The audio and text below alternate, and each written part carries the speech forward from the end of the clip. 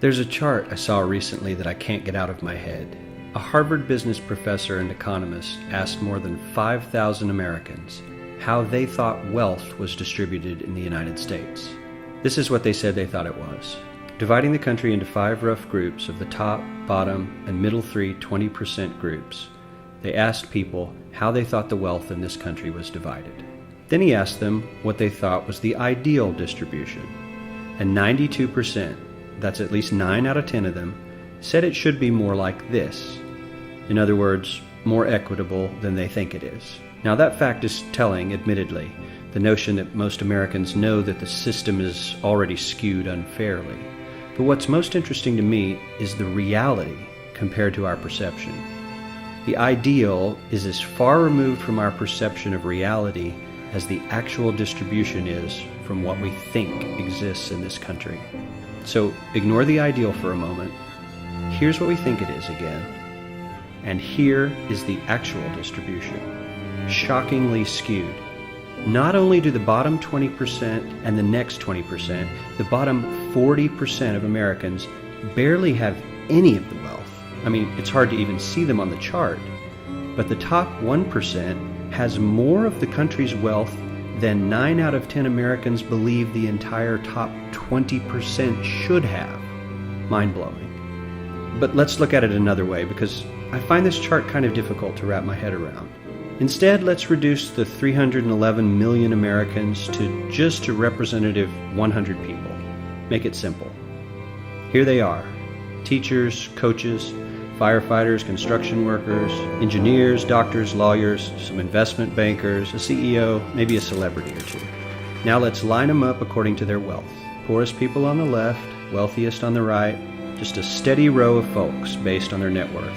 We'll color code them like we did before based on which 20% quintile they fall into. Now let's reduce the total wealth of the United States, which was roughly $54 trillion in 2009, to this symbolic pile of cash. And let's distribute it among our 100 Americans. Well, here's socialism, all the wealth of the country distributed equally. We all know that won't work.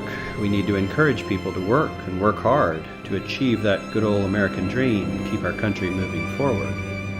So, here's that ideal we asked everyone about. Something like this curve. This isn't too bad. We've got some incentive, as the wealthiest folks are now about 10 to 20 times better off than the poorest Americans. But hey, even the poor folks aren't actually poor, since the poverty line has stayed almost entirely off the chart. We have a super healthy middle class with a smooth transition into wealth. And yes, Republicans and Democrats alike chose this curve.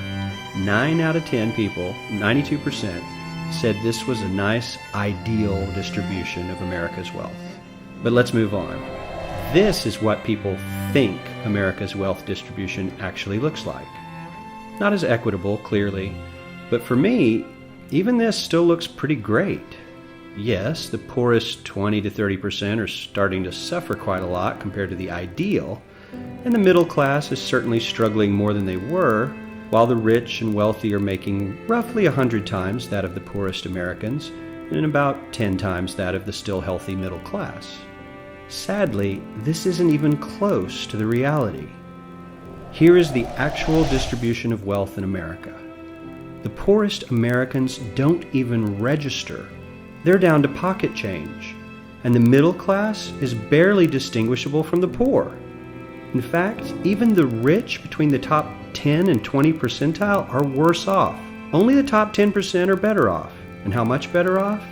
So much better off that the top 2 to 5% are actually off the chart at this scale. And the top 1%, this guy, well, his stack of money stretches 10 times higher than we can show. Here's his stack of cash, restacked, all by itself. This is the top 1% we've been hearing so much about. So much green in his pockets that I have to give him a whole new column of his own, because he won't fit on my chart. 1% of America has 40% of all the nation's wealth. The bottom 80%, 8 out of every 10 people, or 80 out of these 100, only has 7% between them. And this has only gotten worse in the last 20 to 30 years. While the richest 1% take home almost a quarter of the national income today, in 1976 they took home only 9%, meaning their share of income has nearly tripled in the last 30 years. The top 1% own half the country's stocks, bonds, and mutual funds. The bottom 50% of Americans own only 0.5% of these investments, which means they aren't investing. They're just scraping by. I'm sure many of these wealthy people have worked very hard for their money, but do you really believe that the CEO is working 380 times harder than his average employee? Not his lowest paid employee, not the janitor, but the average earner in his company. The average worker needs to work more than a month to earn what the CEO makes in 1 hour. We certainly don't have to go all the way to socialism to find something that is fair for hardworking Americans. We don't even have to achieve what most of us consider might be ideal. All we need to do is wake up and realize that the reality in this country is not at all what we think it is.